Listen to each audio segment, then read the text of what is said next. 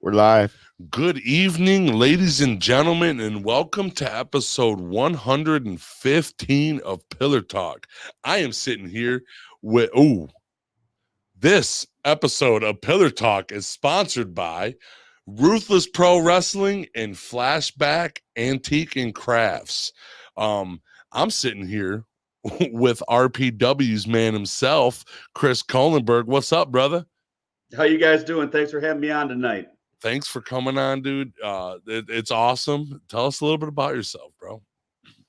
I'm the owner, head promoter, and head of booking for Ruthless Pro Wrestling out of Toledo, Ohio. I mean, we mostly run in Michigan, but we've gone out to like Chicago, Indianapolis, and a few other places as well.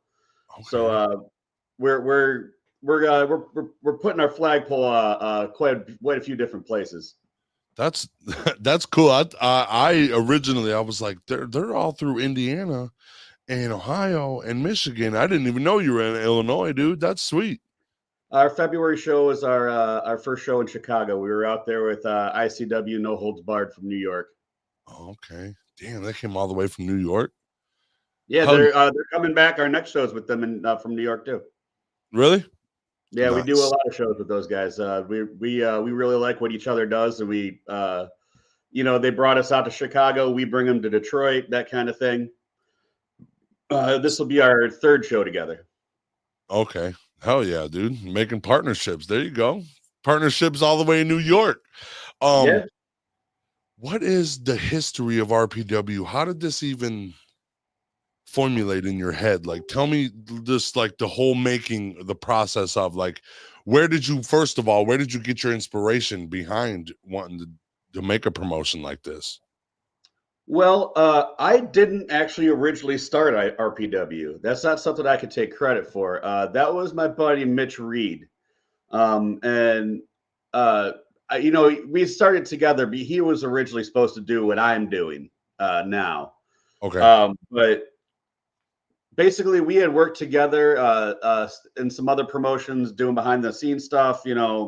Helping with ring crew, just kind of learning things. And the one promotion we were working for, I'm not going to say their name because I don't want to give them any shine. It was a very bad experience. But they're no longer around. And when they folded, we were like, there's no one around that's still doing this in our area.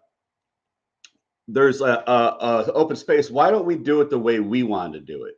And there was a lot going on behind the scenes we didn't like, and some certain behaviors and things that were just like, let's do it without that bullshit, Yep. So we got the crew together. We started formulating it, came up with the name, the branding, the logos and shit. And unfortunately, he has a very large family. Like he's got 6 kids, and his wife ended up getting very ill for a while. And he just didn't have the time, to like, this was something that he just couldn't, devote the time needed to it. He was like, hey guys, this is the situation. The wife's sick, and either one of you guys steps up and takes the reins, or this thing's just not going to happen. And ended up falling into my lap, and I've been running with the ball ever since. He went to take care of the family, and him and I are still great friends. We still talk all the time. He'll stop out to shows, and he tells us he's very proud of what we're doing, but he had to put family first, and I ended up grabbing the ball and running with it. So was it a communicative effort? You guys all thought of the RPW, or it was all his brain baby and you guys just helped? It started out as him and myself and this dude Justin, who was our original ring announcer for a while, and then he was a commentator for a while and ended up having to leave because of family stuff. Right. But it was, and then our friend Corey, who is still involved to this day. It was the 4 of us that were working on it. And I don't remember who came up with the name. I think it was Mitch, but it was a lot of tossing things back and forth. And what do you think about this? Well, I like this. Well, what do you think about this? Well, we need to have a color and a logo. Let's have some specific branding. So that's why everything is orange with us. Right. We kind of wanted us to have our own vibe. So we start with the branding, and my best friend's a graphic designer, and she started helping us, put all the branding packaging together. We had originally we were gonna run our first show at Handcrafted, Ohio on Adam Street, downtown Toledo. That was where our first show was going to be. And then the pandemic hit. So that show never ended up happening. So what I ended up doing was Corey's mother-in-law has a giant property, like a big barn property. Okay. So we ended up putting a ring out there and, distance everybody out and still had some shows, but, did as safely as humanly possible. So, we started this thing under strange circumstances, and it's still strange to this day, but we're making it work, It's working for sure, dude. I love the show, dude. You and again, I really want to just the hospitality that you were so nice. You came up to us and you were such a good guy. Hey man, you need a seat? You need something to drink? What's going on, man? I was like, hey dude, I'm just here to watch, dude. I'm here to have a good time, and I did, dude. Harpo's was a great place for wrestling. I never thought it would be like that, but that was a beautiful setup, dude. Yeah, it was a lot of fun. That was a big bucket list thing for me. My background before this was I was a death metal singer for like 10 years. And I played that stage, bazillion times. And to be able to, I put that part of my past behind me. I don't make music anymore. I just got a little too old and out of shape for it. It kicks the shit out of you, being a fucking old dude trying to sing death metal, Yeah. But it was cool to be able to take what I used to do and apply it to this, because this is also why I think booking came kind of natural to me, because I was doing that before with running shows and shit. Yeah, so running shows, it's kind of similar to book a show is to book a wrestling show. You just have, instead of the 15 people in between three bands that are gonna be on the show, you got 40 people, right? That they're not band members, but musicians and wrestlers are not very different in behavior and attitudes. Well, that's crazy because it's still entertainment at the same. Yeah. You know what I'm saying? It's still it's almost the fucking same. It's The bare bones of it. What? The bare bones of it's very much the same. Like, if you're gonna have a concert, you got to have sound. You got to have a sound engineer. You got to have somebody checking IDs and all that. I mean, it's the same setup for a wrestling show, but instead of the more worried on a stage show, you're more worried about a full night's presentation. Like you have a little bit more or a lot more control over what will be seen and done throughout the night. Okay. And have to think about pacing, and you always want to start out with a bang. So we always try to put a real good match as the first match and get the blood pumping.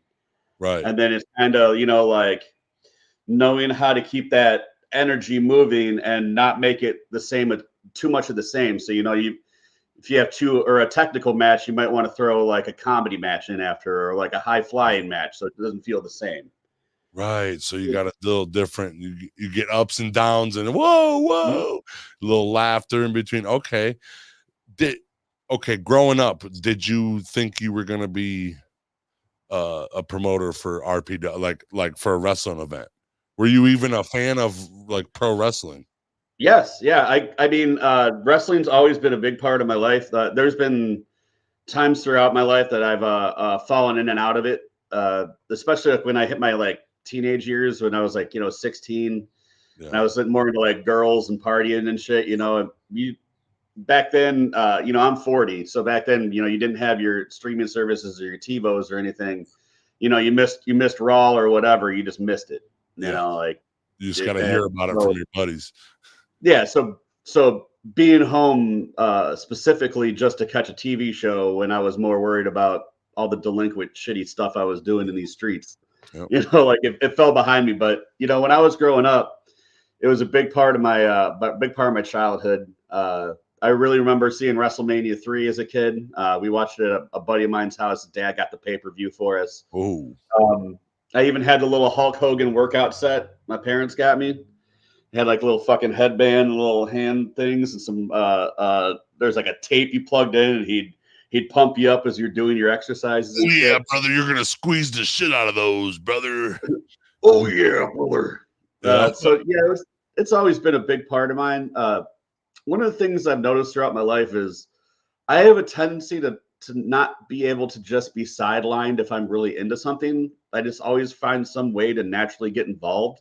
Right. Like, as growing up, I really liked music. It wasn't enough just to listen to music. I started putting on shows, and it wasn't enough just to put on shows. I had a band, Right. and then I got into wrestling. And after a while, it wasn't just enough to go to the shows. I became involved. And after a while, becoming involved and learning the ropes and what should and shouldn't be done, I was like, no, I'm gonna throw my hat in the ring and see what I can do.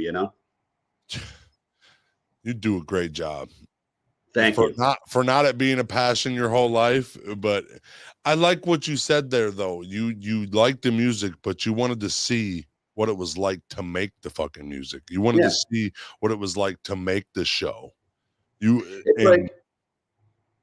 like if you go to get a good meal, and to me, it wouldn't be just be like, wow, that was really good. It'd be like, now I need to know how to make that. Yep.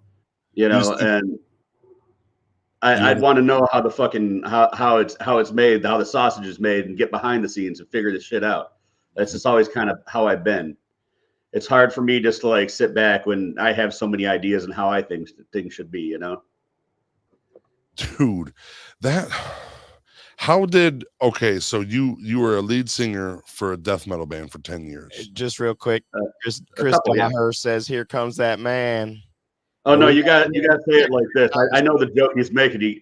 Here comes that man. We've had Chris on the show before too. So yeah, he's one of our commentators. Oh, okay. And does a lot behind the scenes too. He does more than just commentate. He's definitely a big part of helping me run this thing. Hell yeah, dude. So when were you wanting to be a musician early in life? Like were you starting to plan for that? Yeah.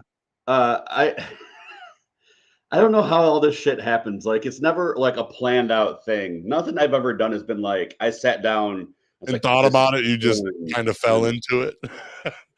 I had a buddy named Beef. He made music. He was a goth kid and just make music in his basement growing up. And, it was always like this really just weird shit that he was coming up. Like you wouldn't even believe something. Like he'd be like, all right, I'm going to write a song about robbing trains today. And you'd be like, oh, okay. Like just something weird. And he had a band called 22B, which was the Playboy station on the old cable box. Okay.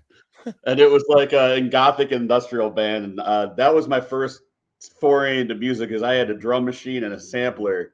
So I would program the beats and I put samples and like layer synth and shit into it. So that was my first band.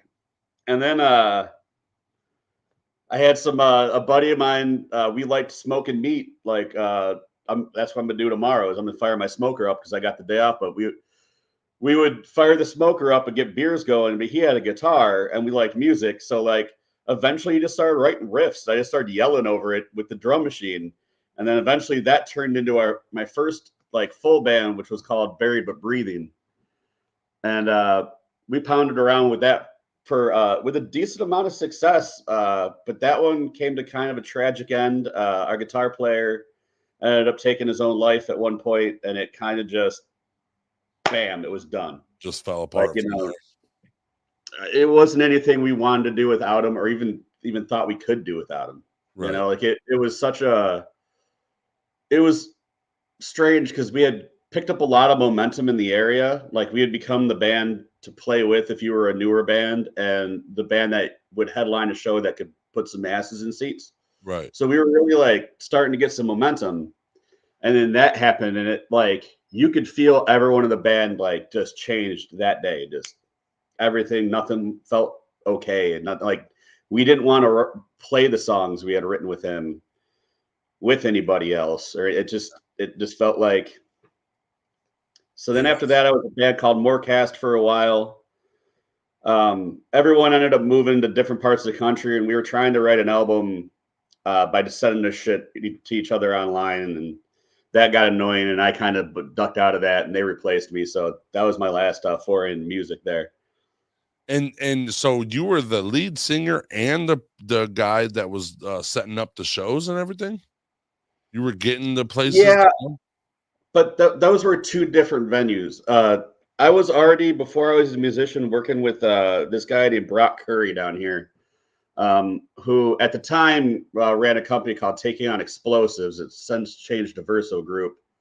But at the time, he was booking shows under Taking on Explosives, and I was a regular showgoer. I ended up starting to help him out behind the scenes. And then pretty soon, I was given a little bit of free will to start booking my own shows. Like, hey, we'd had like 4 or 5 venues that we were doing shows at. I'd be like, hey, can I get Frankie's this night? There's this band I want to bring out. And he'd be like, yeah, man, no problem. What sound guy you need, And so it just kind of started happening. Then I started singing, and his expertise wasn't really in metal, but mine was. So even if he was booking a show, he'd ask for like, hey, do you think this would draw, or are these guys worth anything?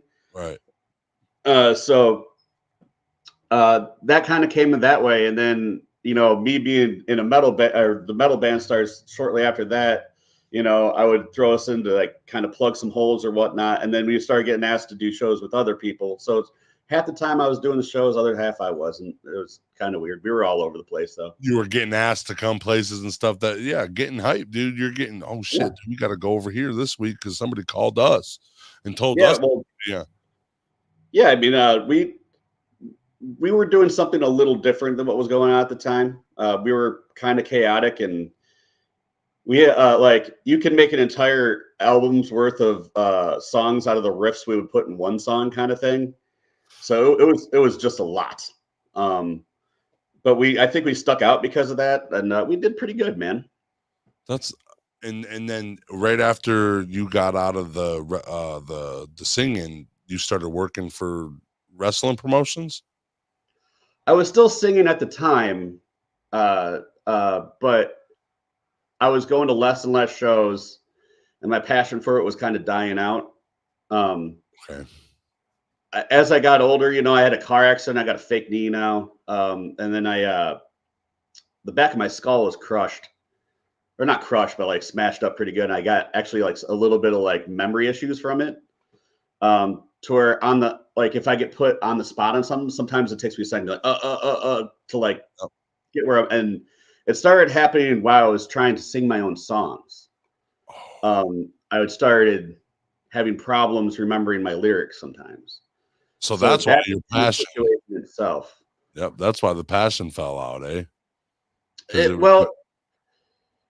turned into more of a frustration, and my having the fake knee now, and like getting out of shape, not being like in great shape, and then still trying to have the same energy and jump around and scream and all that shit, and just getting off stage, just feeling fucking beat up and down on myself because I might have forgot. Like, even if the crowd didn't notice, I forgot a line or two or something. Like, it just became kind of frustrating at the end. You're your worst critic, that's for sure. I also got had a brain injury. I hit the back of a van on a motorcycle with no helmet, and I definitely, I feel you on that, where your memory's all fucked up, and honestly, doing shows like this and talking on here, it's making me a lot better of remembering stuff, and I write shit down way too much. Like we have like 30 notebooks in the house full of shit. I stole my daughter's notebook by accident to start doing my shows with and shit. For a while, right after the accident, I used to keep a small notebook in my back pocket just so I could write shit down. It's nowhere near as bad as it was when it first happened. But that is something that like I made a point to, like, I would just have like, it would look like a normal notebook, but it was like half the size, like the size of a wallet. And I'd have dates in it, stuff I needed to do, stuff I needed to remember, because dates were the worst for me. And names, like for a while there, I was horrible at remembering people's names. I'm still not great at it, but for a while there, it was a real fucking problem. My name's T. I got just one letter, bro. So now you're working. You got RPW now. What are some of the struggles you're finding now being the lead promoter and all this, because you got 3 jobs. You're not just the head of the thing. You're the head of, you said you're promoting, you're setting up the shows too, right? That's what I set up the shows and I book all the talent. book all that. Now, what are the problems you run into that you didn't think you were going to get into doing this? Well, I think our biggest problem is venues. Just because the nature of our product, we have a tendency to be a little bit more violent than most in some of our matches. So sometimes getting a building that would be susceptible that gets pretty hard. That juggling all the people, there's no downtime. Like there's no days. Like I may be off from my shoot job tomorrow, but it'll be all day, every day that I have people still in my inbox, about the shows and setting this up and setting that up. I mean, even as we're sitting here talking, I got a tab open to the right, and I think I've received 11 messages since we've started this. Oh shit! So it's a full-time gig. So there's, I mean, some of the hardships are the venues, B, the tech side of stuff. Just making sure that, for a while there we stream all our own shows to our own streaming service called IWTV, Independent Wrestling Television, and we're very close to having everything we need in house to do that ourselves. But it's just putting that kind of stuff together. Our engineer Joe's very good at this kind of stuff. He's been, getting cameras and that kind of thing put together for us, but it's just keeping up on everything. And there's a lot of politics in wrestling too, that a lot of people don't understand or know about. But like just little things that could cause big problems that are just very easy mistakes to make. You know what I'm saying? Yeah. If you let it snowball, that thing will be a fucking a giant snowball at the end of the hill, bro. What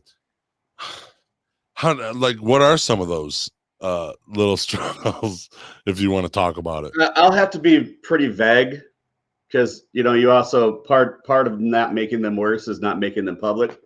Yeah. But like there'll be certain talent you can't use because this other promotion doesn't want them there, and they'll be like, we're not going to book you again if you go work this show. Stuff like that.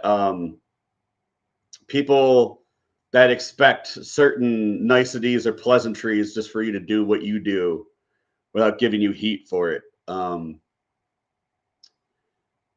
Typical business. Yeah, it's a lot of typical business, but it's a lot more complex than you would think it would be. Like even just wording things properly. Like even saying some of the wrong things to the wrong people. Even if you meant nothing by it, it's right. There's a lot of landmines, and that, and as you get bigger, become a little more successful, that also causes problems with people that don't feel you should be there or feel that it should have been them, kind of thing, Right. Yeah, but they didn't put the work in. You're out here.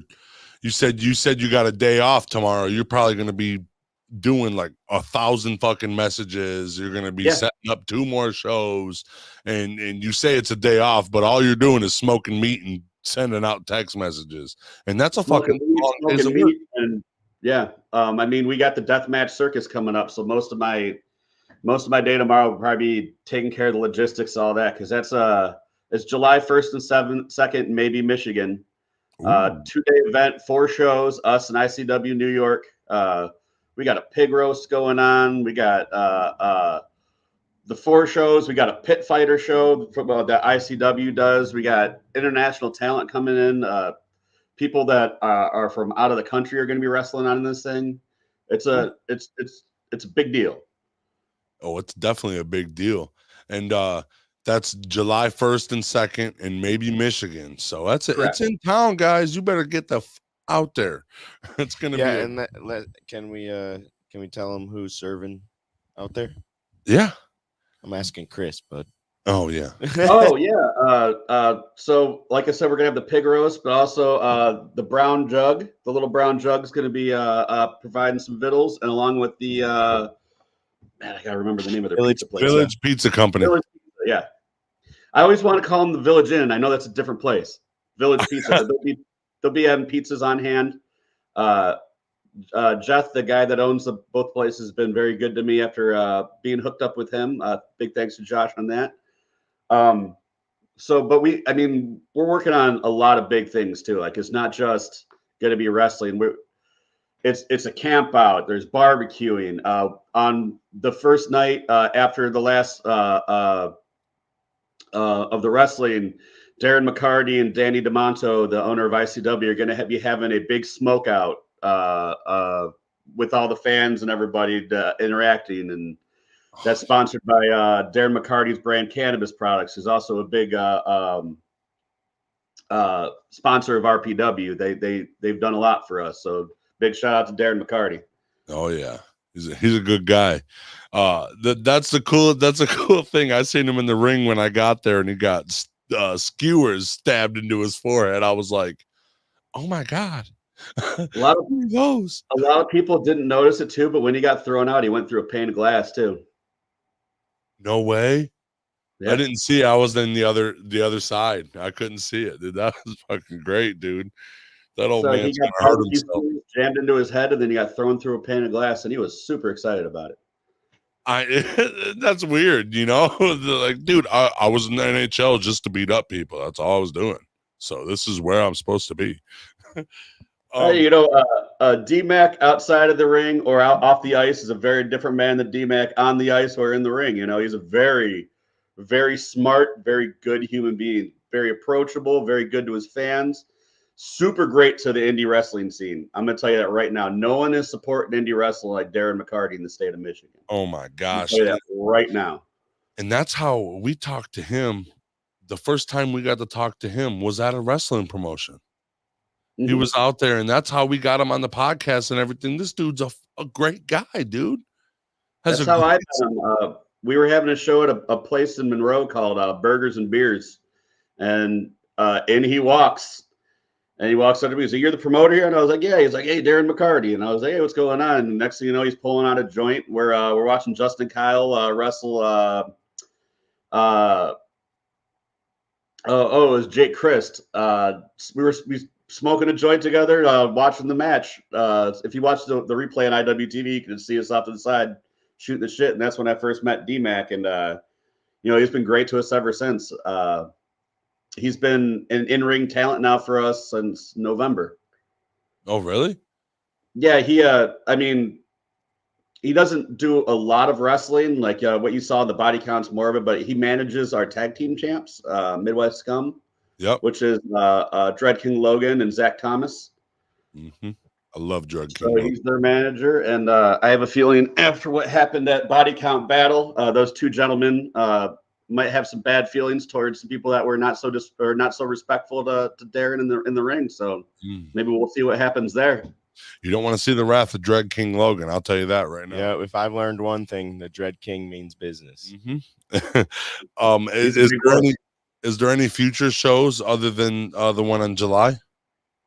Yeah, we have a couple more that are in the works. I can't really speak on them yet, just because things like venues aren't locked in 100% yet. So the dates might change or whatnot. But one is looking like a road show, hopefully back to a state that we just recently were in.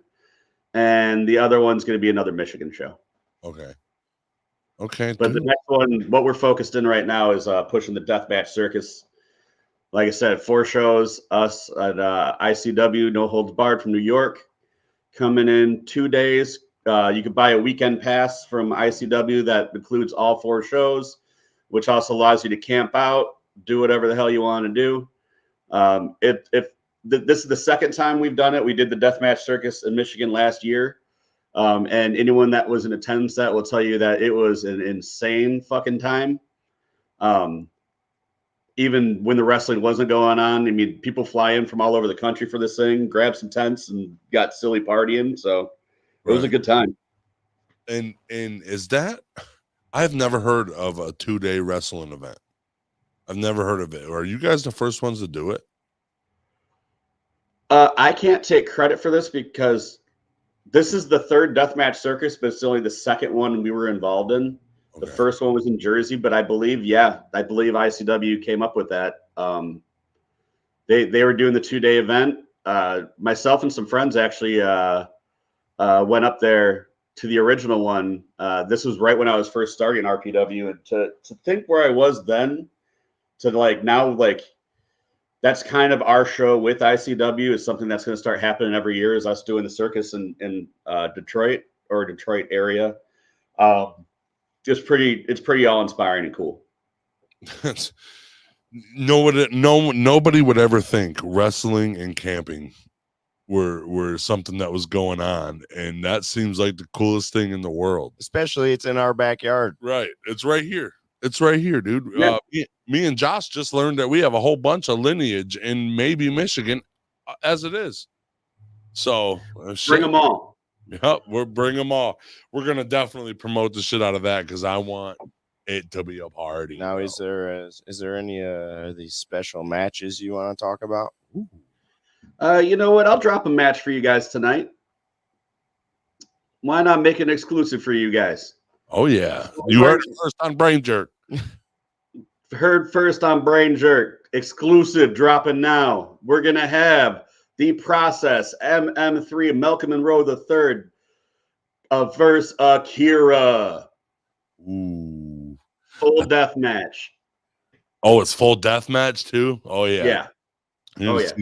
Is everything a death match in the death match circus? Everything ICW does is ours will be a mixed bag. Usually will be half and half it. Okay. Because ICW is 100% death match all the time. That's never what we've been. We're more like a buffet.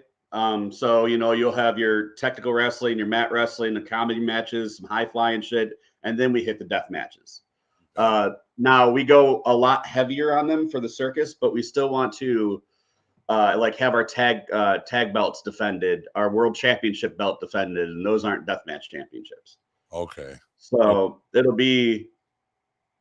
probably be like 3 normal matches and probably like 4 or 5 death matches. In each individual show, there's 4 shows in 2 days. So each show has its own name. Yes. And so night 1 will be No Holds Barred will be first, and then Pit Fighter X will be second. Pit Fighter doesn't take place in a ring. It's more of like a street fight in a cage style environment. Ours will be the next day at 4 p.m. Ours is called Inked in Blood 2 Dead by Dawn. Last year's our circus show was Inked in Blood, so this will be the part 2 of that, and then back again for No Holds Barred after that. Okay. Oh, and the pit match was brought to my attention by Big Kaz. Actually, he's the one that showed us about it or told us about it. And when I heard it, I said, "These motherfuckers really do that." Yeah, these motherfuckers really do that. And then I went and seen your show, and then I was like, "Oh, these guys really do that." They fucking dude jumped off of a 7-foot stage, fucking cleared 15 foot, and jumped on a guy. Come on now, this is chump change. Everyone that comes at me, is always, "Oh, wrestling's fake." I was like, "You should see our wrestling." Oh my gosh! Meet some of our guys and tell them it's fucking fake. Well, even I'm telling people about you guys, and they're like, I'm like, "Dude, it's real bloody," and they're like, "Real blood?" I go, "Yes, real blood." They're like, "Oh, I gotta see this." Yeah.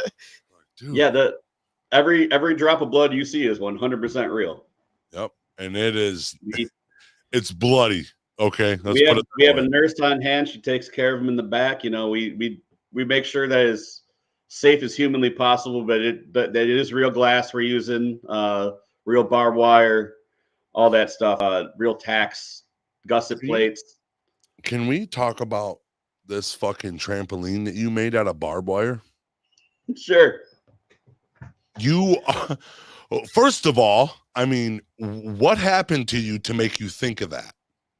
First, I cannot take credit for coming up with that. That's been done before by a man named Danny Havoc, who's no longer with us anymore. He was a legendary deathmatch wrestler. I believe he did it first, But it's something I've always wanted to do. And it's something I had set up to do before. But it was when we were going to run at Burgers and Beers, and it was going to be an outdoor show. And then we found out it was going to rain. So like the week of the show, I had to move it indoors to a VFW down the road on Lambertville. And we had it booked as a Caribbean spiderweb match, which is what those are called. Is the trampoline is called a Caribbean spiderweb, right? But because it was indoors, we had to like consolidate it. So instead of using the trampoline I had, we took 2x4s and made like a frame and then just wrapped the frame so they could kind of be thrown into it. But it wasn't anywhere near as impressive. You can watch that match free on YouTube. It's look up our Ruthless Pro Wrestling on YouTube. It's Mickey Knuckles versus Herzog versus Matthias Thrasher. You can watch the original match. But so I've been wanting to do that for a while now. And we were setting the show up, and I was getting gimmicks put together, and our ring crew guy just sent me a picture of a trampoline frame, and I was like, fucking bring it. Oh my. And he was like, he thought I was kidding. And like, he didn't bring it to the show. And I was like, where's the fucking trampoline frame? And he's like, you really want me to bring that? I was like, yeah. I was like, go get it. And I sent him with some guys to go get it. And then when it got there, Indrid, our weapons fairy, as he calls himself, got fucking working. Him and Neil Diamond Cutter put that fucking thing together. And it was, I mean, it took almost 3/4 a spool of barbed wire to put that thing together. Dude, when they pulled it up, I was like, nobody's going to get thrown into that. Nobody's going to fucking, they're going to try, but they're not going to get thrown into that. You put them motherfuckers on their back in there. You put them motherfuckers on their back. There was shit. I could see it. When they were standing up, dude, that shit was in their pants, in their leg, bro. I want to go help this guy. This guy's hurting right now, dude. Oh my God. When I seen it, I looked at Josh and I was like, these guys are fucking crazy. Well, you know, I thought you were going to ruin the spot because I figured we put a tarp over it and just kind of hit it off to the side. There was just like a black canvas over it. And I thought for sure as people were filing in, they'd be lifting and looking under it, and no one fucking did. No one even paid attention is there. I think they thought it was a table that we just had. I didn't even know. When we pulled it out, people just shit their pants. Dude, I didn't even fucking know that was even possible, let alone, dude, you wrapped them around the springs, bro. It was still spring loaded. Yeah, that's actually makes it better because a little bit of bounce gives it give. Okay. So they're not just hitting a static surface, you know? Oh, I mean, terrible. Masada fucked his hamstring up pretty good on that one. Yeah, they're pretty Listen, it took them like 8 minutes to get out of that fucking ring or out of that trampoline, dude. We had to cut them out, yeah. Jesus, you guys, you know, the worst part is we had to cut them out, yeah. Yeah, we just had to cut them out. It's cool. They only had barbed wire in their ass. That's okay, dude. That is, and then Big Cass just said something about the weapons workshop. Yeah, that's another thing we're doing at the circus. So at noon on day 2, we have our weapons builders doing a seminar on how to properly build deathmatch weapons. So that a lot of the reasons we don't do fans bring the weapons matches is we want to make sure our weapons are built safely.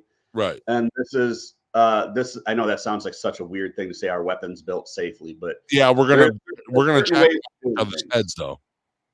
And there will be a seminar to where not only will it be explained to you, but you will be given the materials and get to build like a fucking ultra violent seminar on how to do these things properly. Like last year, they even showed everybody how to do barbed wire ropes properly. Really? Mm-hmm. Yeah, if you want to fuck up your friends really bad, just come to the weapons seminar.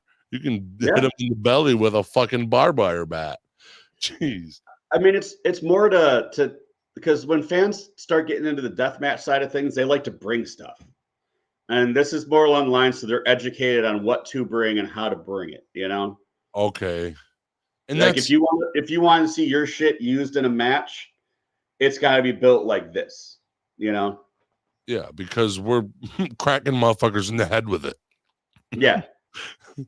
Jesus Christ. Have you okay? I got a weird question. What's the worst? Because you do deathmatch. What's the worst injury you've seen so far? Seen in person or that has happened in our ring? In Let's go with person. both. I would yeah, both. Both. In our ring, it wasn't even a death match it happened in. Justin Kyle, our RPW World Heavyweight Champion, collapsed his orbital bone or his orbital floor in his eye socket. He was wrestling a Sam Beal, and it was just a fluke fucking accident. Sam was standing in the ring, and Kyle wanted to spear him from the ground through the ropes, and just came down on his elbow. His eye socket hit his elbow, and it collapsed his eye socket, and his eye was trying to drop through his the hole and that was underneath in the bone. And the worst part is no one knew it happened. He continued wrestling for another 3.5 minutes, and that's the match he won the belt in. What? And it shows you how much of a badass he is. If you go back and watch the match, on the way out of the ring, Justin Kyle loves children. There was a little boy that was cheering him on, and even though he was in immense pain and couldn't even see out of his one eye, he stopped, turned around, draped the belt over the kid's shoulder so his dad could take a picture with it, grabbed it back up, raised it, and the second he got through that curtain, he collapsed, and we had to take him to the hospital. Oh my Lord. He didn't make it 2 steps behind that curtain. He was on the ground. And dude, he was literally going. How that fucking dude is we didn't even know he was hurt. He still stopped to do a little bit of the fan service for the little kid, and then so that was the worst death match or non-death match. Well, that's the worst injury we've had. Period. We've been very lucky with our death matches, aside from some stitches here and there. Nothing's really been a problem. That's good. The ones that look the scariest, they don't get to hurt the most. But when somebody wrestles a permed mullet, he breaks his fucking eye. The worst one I've seen at a match though, that I wasn't involved in, but just the worst one I was there for is Nick Gage Invitational 3 for Game Changer Wrestling.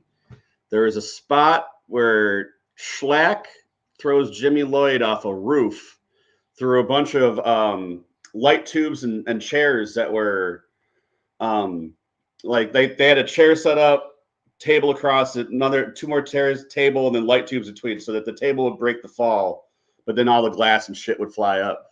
And this is the first thing that happened in the match.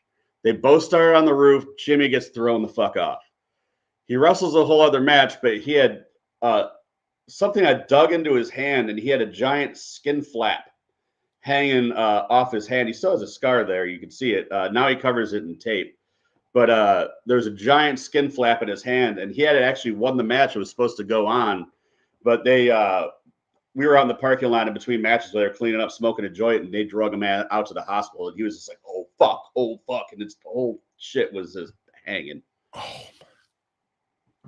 what the hell, man? See, that's how fake wrestling is, guys. That's how fake it is. These dudes getting rushed to the hospital and stuff.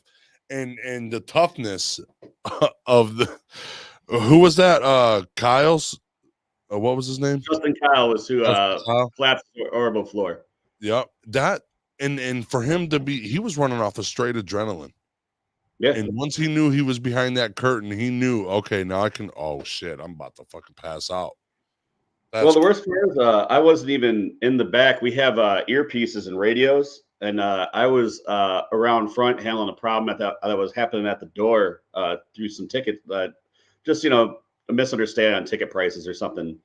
I was taking care of that, and I just hear over the radio, "Yo, Justin Kyle's down. Justin Kyle's down." And I was just like, "Gotta go." And then I come around the corner, and and we had our nurse. I went and grabbed our nurse, and our nurse was checking his eyes, and she's like, "Yeah, he needs to go to the hospital right now." Yeah.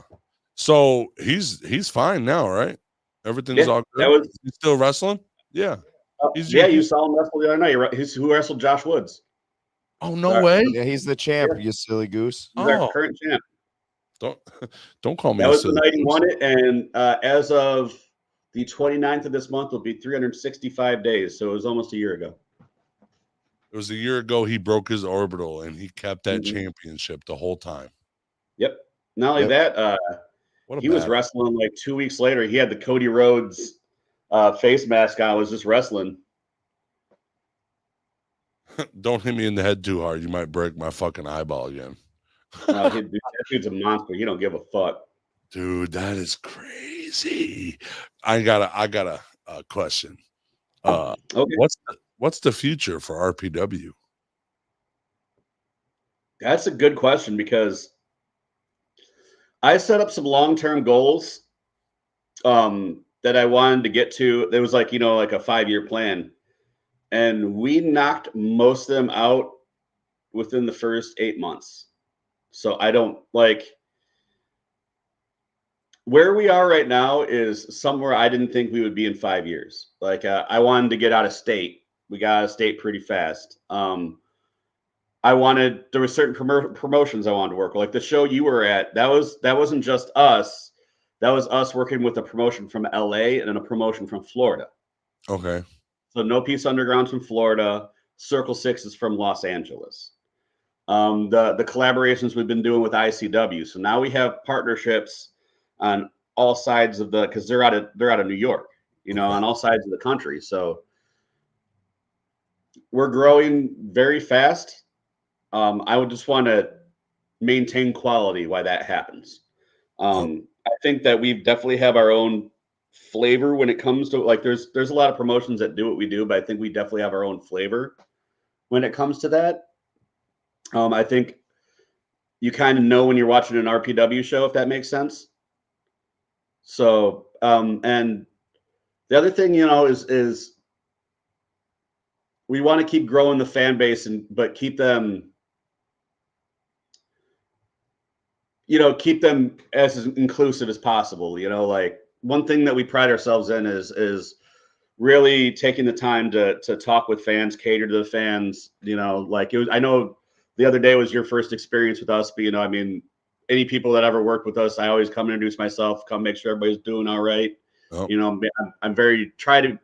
I try to be as giving of my time as possible. Sometimes it's really hectic on show days, but just trying to give back while growing this thing. The one thing I like, And that's what I love the most, right there. What you said, because that's our message too.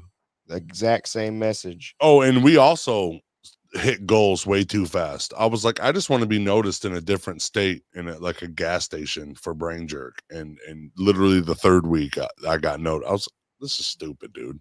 I need better goals, And the one thing I like what you said is I asked you about your future promotions, and you were like, really, they're not.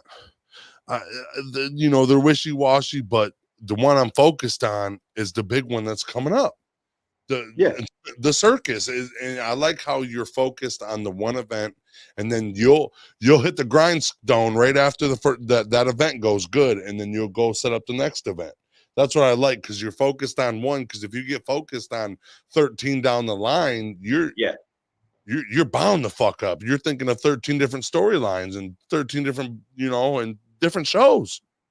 Yeah, and then you start stretching yourself thin. But how I do it is I'll have the main show I'm working on, which will always be the next one. But there's the 2 seeds beyond that have already been planted that are being watered, but the plant's not going through the ground yet. You know what I'm saying? Right. I'm getting the fruit off this one while this one's starting to grow, and then move on, Dude, this is. I got a question for you. Question it up. Do we want to tell everybody the big Brain Jerk RPW news? Please. Do we? Why don't you let them know?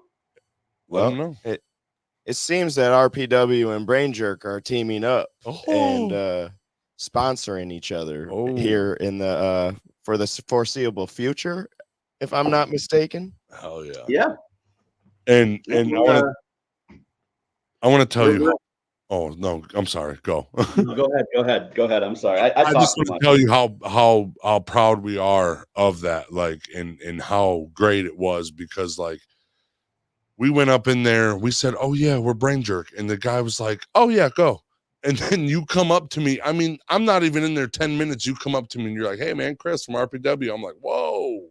Well, and these guys are it's not even that, you know, we Big Kaz has been talking you up for I don't know how long, for months and months and months, and we've just been trying to get with you, and it just stars haven't aligned, and finally you're in our backyard. It's time to fucking roll. We're here together. Like we said on, you know, over chat, it's synchronicity, you know. Yeah.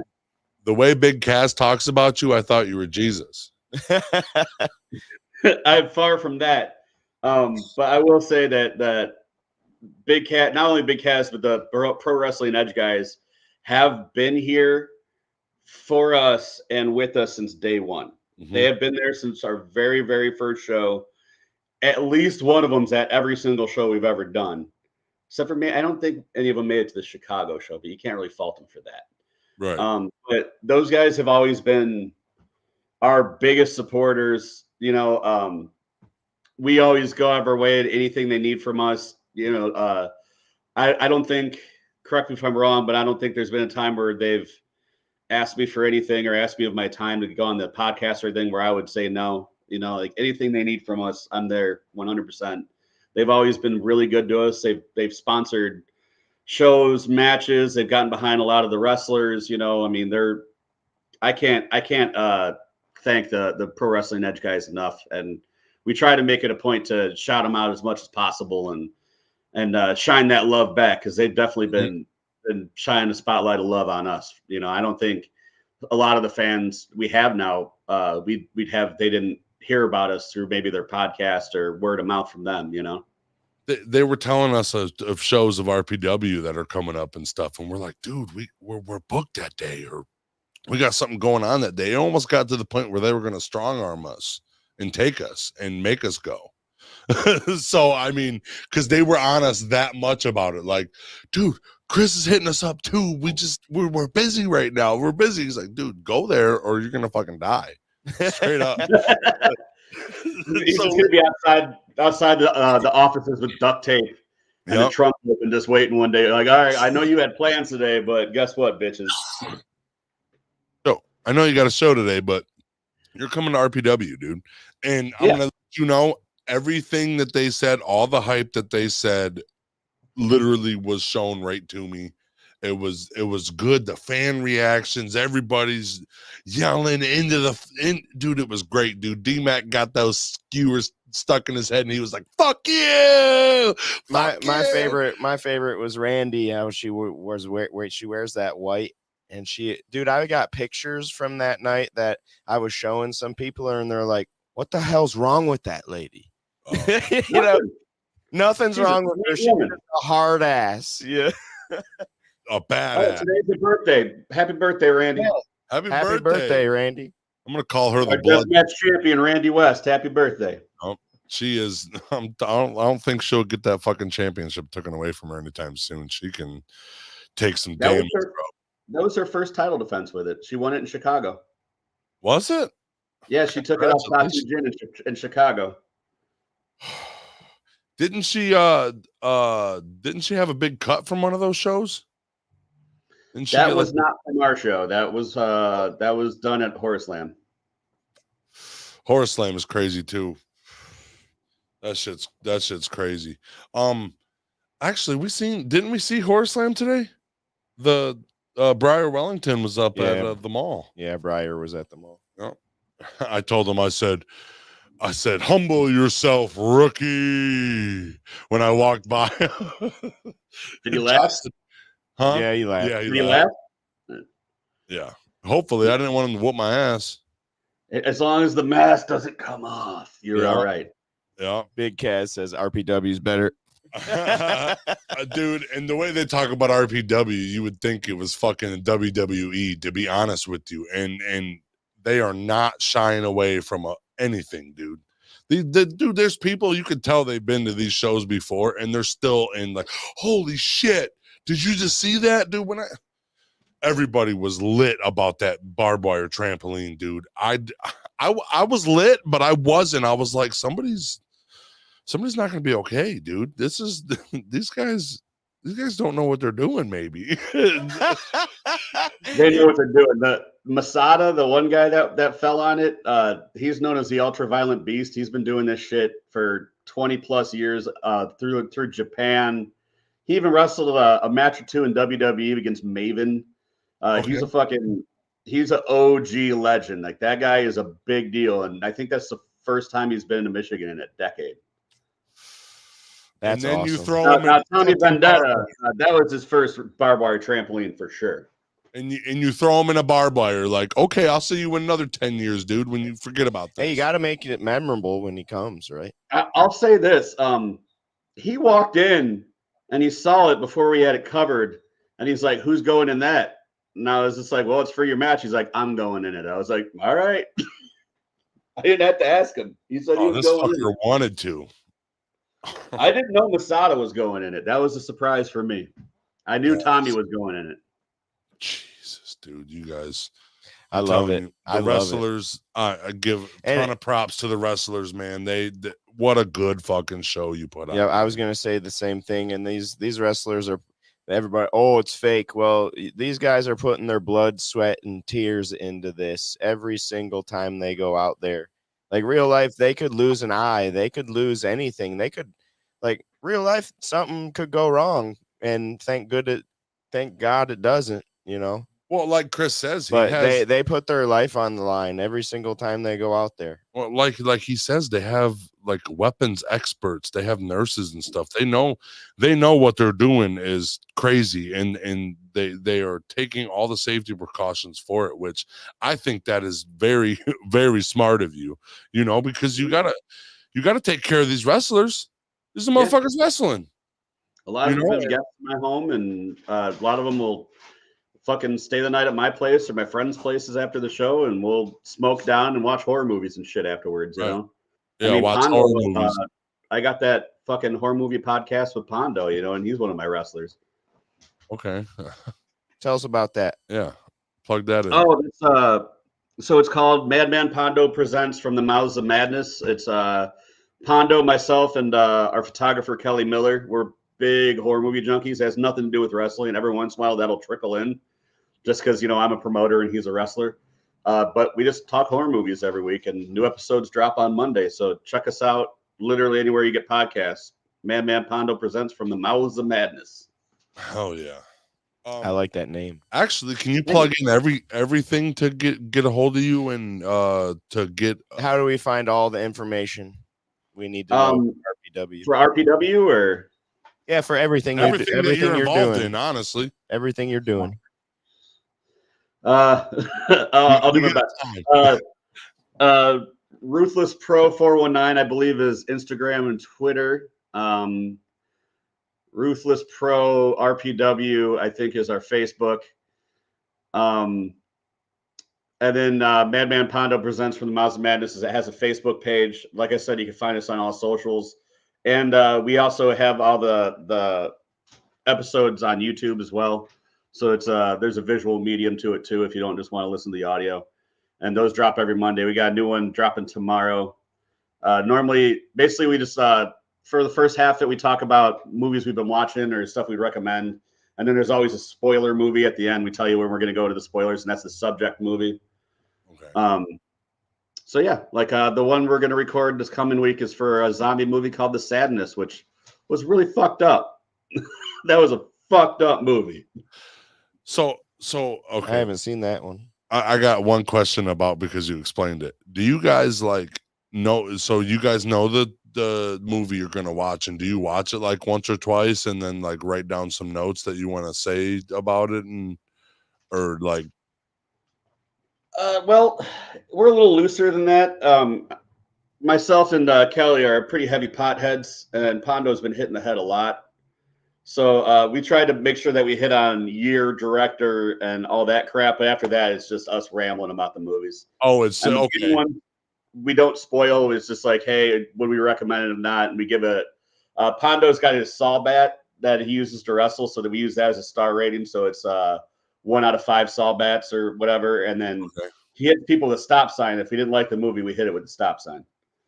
Oh, really? Okay. I can confirm the rambling, he says. Hey, I want to thank you, Night Train, for dropping all those links for us. Yep. He's dropped all your links in the chat. Oh yeah. Thank you, Night Train. And then you said you didn't promote IWTV, did you? Oh yeah. So IWTV, Independent Wrestling Television. It's $10 a month, I believe. All the best indie promotions in the country are on it, including ours. You can watch all the shows that we've done for the last year and a half on there. You can definitely see where we started and where we are today if you watch our first show and then the one we just put on. But yeah, you can check us out there. And then we have exclusive t-shirt designs at deathmatchworldwide.com. Deathmatchworldwide.com. It's always hard for me to remember all the shit we got going on.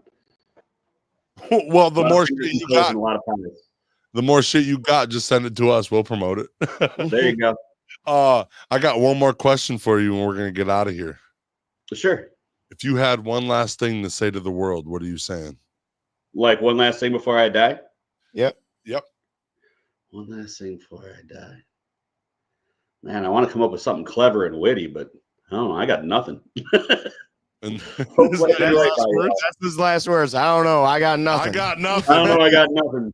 Peace out. Yeah. I told you about how I get under pressure. Yeah. Fuck it. Hey, I had a good time. Bye. You know. Well, that's it for episode 115. Chris, thank you so much for coming on today and for giving us the opportunity to start working with you guys. I'm really proud. I'm proud of it. He is very proud and excited. Yeah, and I am as well. Yeah, come through. Maybe Michigan, July 1st and 2nd, and get the best show of your life and camp out with some people that like blood, dude. I'll tell you what, the campouts, it's after the wrestling's done, it's just a full-blown party. There'll be fires, there'll be beer, you know, it's very 420 friendly. Big Kaz wants us to bring the bus.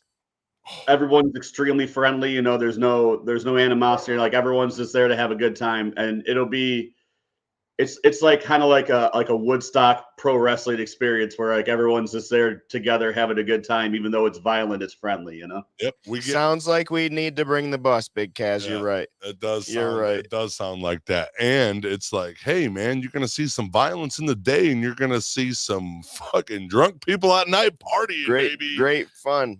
Get weird. Hell yeah, that's the best, dude. That's it for episode 115. You guys have a wonderful day, and thank you so much, Chris. You have a wonderful day. I'll see you in July, brother. Absolutely. Looking forward to it, guys. All right, man. Thank you, guys. Love you all. Have a good day.